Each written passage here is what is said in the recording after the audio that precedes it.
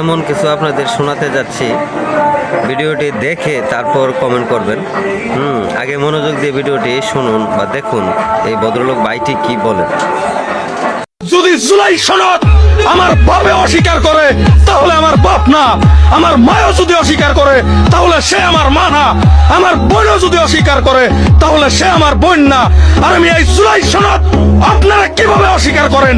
নির্লজ্জ বেহায়া পবিত্র সংসদে ঢুকে আবুল তাবুল উল্টা পাল্টা কথা বলে মানুষের ভিতরে বিভ্রান্তি সৃষ্টি করার চেষ্টা করতেছেন। মিয়া, সময়কে মনে রাখুন, কোন সময় কোন নেতা কেমন আচরণ করেছে এটা খুবই দরকার, খুবই জরুরি।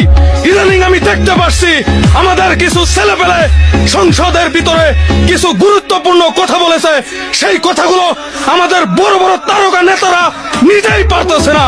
সংসদের ভিতরে এক পর্যায়ে আগুন লেগে গেছে। সে কি এমন বলেছে? আর সে বলেছে ৭২-এর সংবিধান আমরা চাই না, ভুয়া রাজনীতি আমরা দেখতে চাই না।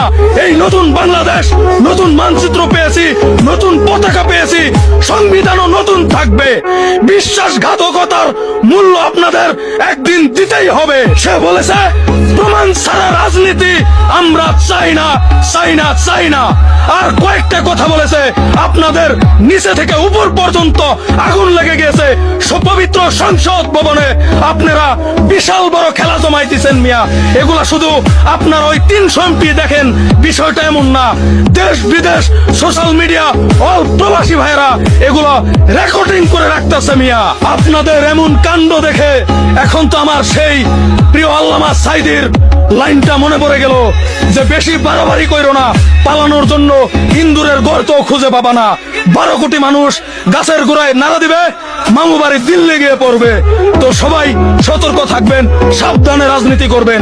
এমন কোন রাজনীতি করবেন না যেই রাজনীতিতে আপনার জিন্দেগি খতম। আমি শুধু তার মতো এমন ভাবে চিল্লায়া চিল্লায়া এত সুন্দরভাবে বলতে পারে না এই ভাইটি যেভাবে বল।